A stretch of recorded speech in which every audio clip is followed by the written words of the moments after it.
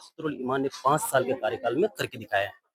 बताइए आप, करके दिखाया कि नहीं दिखाया? आप जगह-जगह मैं एक मिनट उसका मैं कांग्रेस जो पार्टी का जितने भी जो भी सपोर्टर है उसका कहना है कि ये जो अख्तर साहब जो काम किए हैं ये पहले का पास किया हुआ है। इसके बारे में क्या कुछ कहना चाहेंगे? देखिए, अगर उसका कार्यकाल में पास किया हुआ था, आगे फिर जो उस लायक होगा, जिसको उस लायक समझा जाएगा, जिनको भी टिकट मिलेगा, हम लोग उनके लिए लड़ेंगे। अगर हमको टिकट मिलता है, तो हम भी लड़ने के लिए तैयार हैं। अगर हमको टिकट नहीं मिलता है, तो हम टिकट की वजह से पार्टी के विरोध में या पार्टी के खिलाफ हम नहीं जाएँगे। इसलिए नहीं जाएँगे क्योंकि हम लोग हलवाखोर मजनू नहीं हैं। हम लोग पार्टी के आदमी हैं, अंदर के आदमी हैं। हमारे लिए टिकट माने नहीं है, हमारे लिए पार्टी माने है। तहजीब साहब मैं आपसे पूछना चाहूँगा कि 41 पंचायत में से अमर विधानसभा में 41 पंचायत में से कोई एक लायक कैंडिडेट नहीं है, जो बार-बार अमर विधायक जो अभी जो प्रेजेंट विधायक है अब्दुल इमाम साहब बार-बार वही आ रहे हैं। विधायक में भी वही है, सांसद में भी वही आए, फिर से विधायक में वही आ रहे हैं। किसी को क्यों नहीं मौका मिल रहा है? देखिए आपका सवाल बहुत बेहतर है और इस तरह की आवाज़ लगातार क्षेत्र में उठ रही है। अगर सच्चे सिपाही होते, वो एमआईएम के सच्चे वफ़ादार होते, तो इधर-उधर नहीं जाते।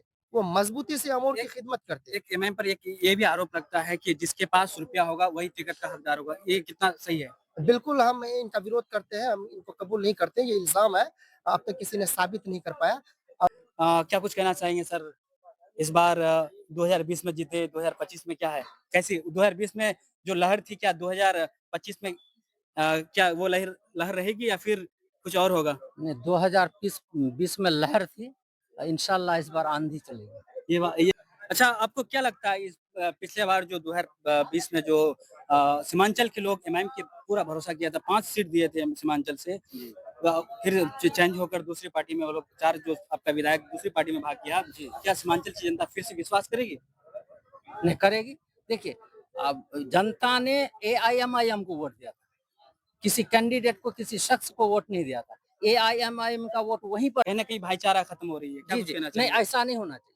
देखिए, सियासी है, हर एक पार्टी का एक विचार है, कैंडिडेट का विचार है। आप उनके विचारों को लेकर के लोगों के सामने जाइए, लेकिन विचारों को व्यक्त करने का भी सभ्य तरीका होना चाहिए। बिल्कुल, बिल्कुल। आप अगर किसी को गाली देंगे, तो पलट करके न्यूटन का थर्ड लॉ जो है, आप क्रिया करेंगे, विपरीत में प्रतिक्रिया होगी। तो आप सभ्य तरीके से अपनी बात को आम आवाम तक रखिए। आम आवाम जिनको पसंद करेगी, उनको वोट करेगी। तो इसलिए अपने भाईचारा को खराब मत कीजिए। अस्सलाम वालेकुम, नमस्कार, आदाब। मैं हूँ आपका दोस्त असद रब्बानी और आप देख रहे हैं अपना न्यूज़ चैनल सच्ची बात जनता की आवाज़। दोस्तों इस वक्त मैं मौजूद हूँ अमर विधानसभा के अंतर्गत रौटा मार्केट में और यहाँ पर एआईएमआईएम का कार्यालय है और यहाँ पर एमआईएम के कुछ लोग हैं। मैं जानने की प्रयास करूँगा क्या रणनीति है, क्या मुद्दा है जो आगे विधानसभा चुनाव है, आप किन मुद्दों पर चुनाव लड़ेंगे और क्या क्या कुछ कहना चाहेंगे? सालिम जफर साहब है एमआईएम के बहुत ही कट्टर समर्थक हैं। क्या रणनीति इस बार रहेगा? अब क्या मुद्दा रहेगा चुनाव एमआईएम पार्टी का? देखिए, हम लोग का मुद्दा जो है पिछले 5 वर्ष से हम लोग जो काम किए हैं, काम के नाते विधायक बने अख्तरुल ईमान और जितने काम अमोर विधानसभा में पिछले 35 साल में नहीं हुए हैं, मैं तो ये नहीं बता सकता हूँ कि 35 साल, आप 70 सालों से हिस्ट्री उठा लीजिए। 35 साल के कार्यकाल में जो काम नहीं हुए, वो अख्तरुल ईमान ने 5 साल के कार्यकाल में करके दिखाया है। बताइए आप, करके दिखाया कि नहीं दिखाया? आप जगह-जगह मैं एक मिनट उसका मैं कांग्रेस जो पार्टी का जितने भी जो भी सपोर्टर है उसका कहना है कि ये जो अख्तर साहब जो काम किए हैं ये पहले का पास किया हुआ है। इसके बारे में क्या कुछ कहना चाहेंगे? देखिए, अगर उसका कार्यकाल में पास किया हुआ था, तो पिछली बार वो मंत्री भी बने थे। खारी जैसा पुल लटका हुआ था, उस पुल का कार्यकाल वो क्यों नहीं बनाया? मंत्री रहने के बावजूद वो क्यों नहीं बनाया बताइए? कुछ अलग था और अख्तरुल ईमान के काम करने का तरीका कुछ अलग। महानंदा के बारे में जो बोला जा रहा है वो लोग कह रहे हैं कि ये 2017 में उसका सैंक्शन हुआ था और नहीं, देखिए ये कार्यकाल उसमें जो काम में थोड़ा वक्त लगता है और अख्तरुल ईमान साहब के कार्यकाल में ये बन रहा है। ये गलत है सरासर। 17 में टेंडर अगर पास होता तो इसी 3 साल के कार्यकाल में क्या काम नहीं होता?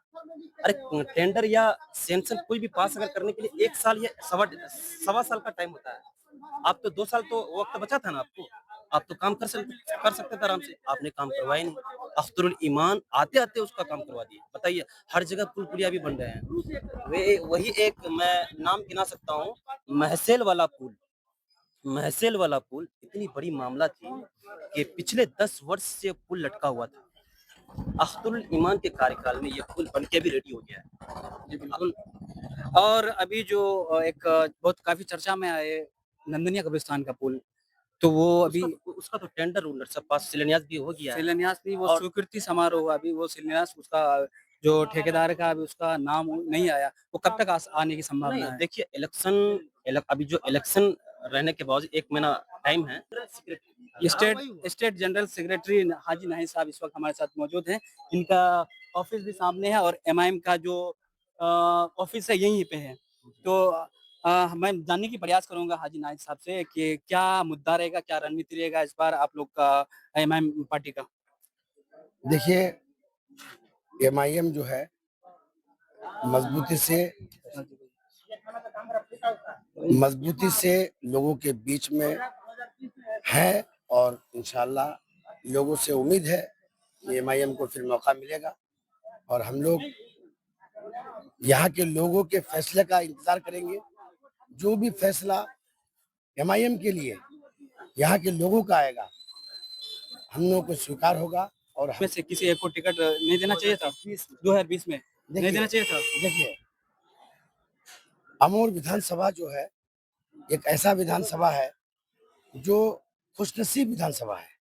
खुशनसीब इसलिए मैं कहता हूँ कि हमें एमआईएम पार्टी का सदर मिला है। अमोर विधानसभा के लिए या किसी भी विधानसभा सभा के लिए अगर कोई प्रेसिडेंट किसी भी पार्टी का अगर वो एमएलए होता है तो उस विधानसभा की ये खुशनसीबी होती है।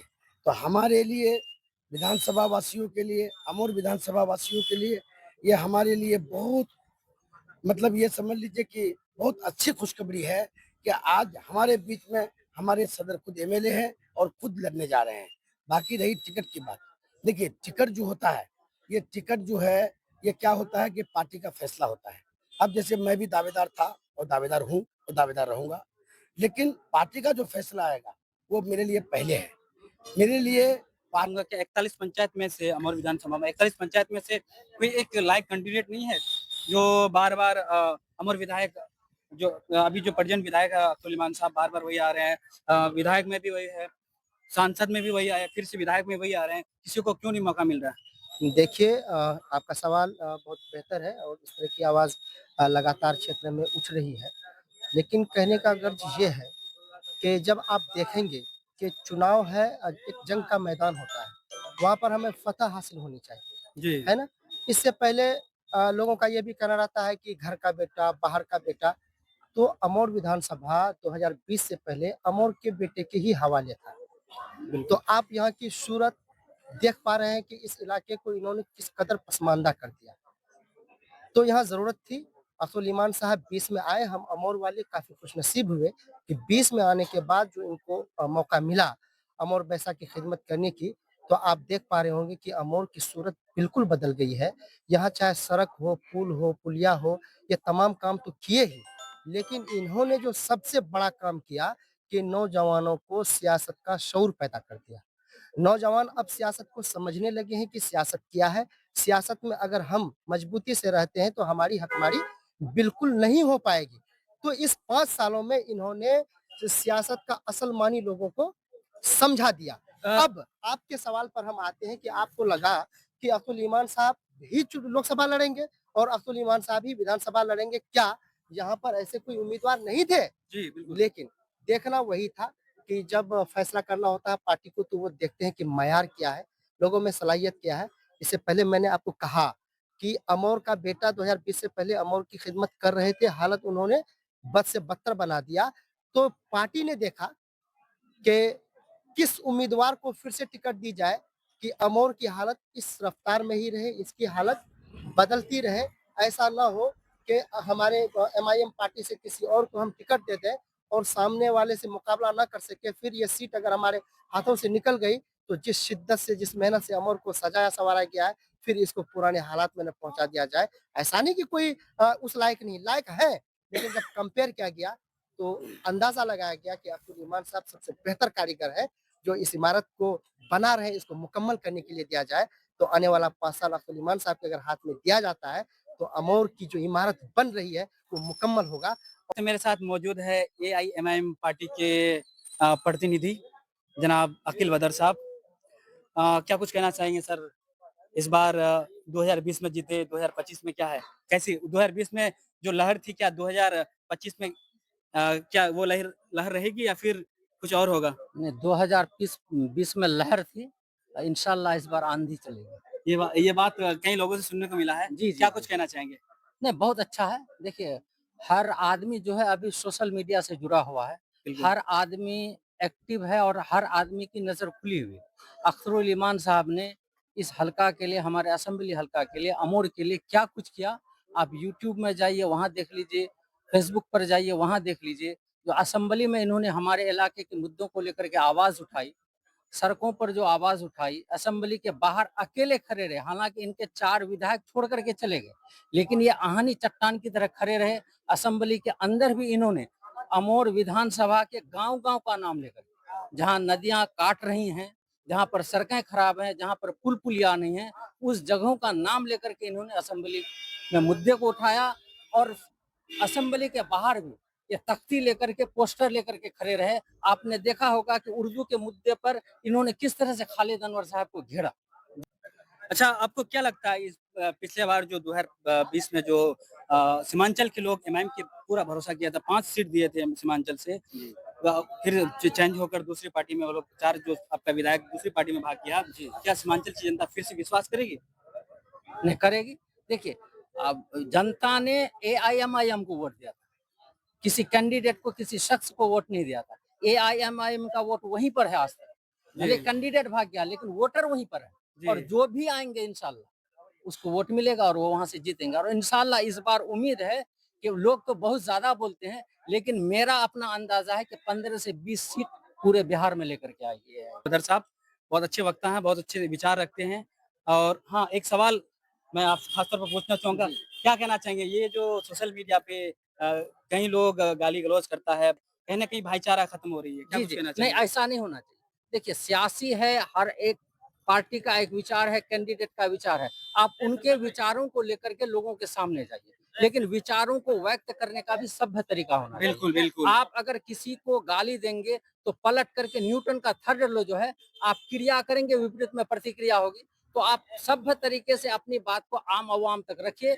आम आवाम जिनको पसंद करेगी, उनको वोट करेगी। तो इसलिए अपने भाईचारा को खराब मत कीजिए।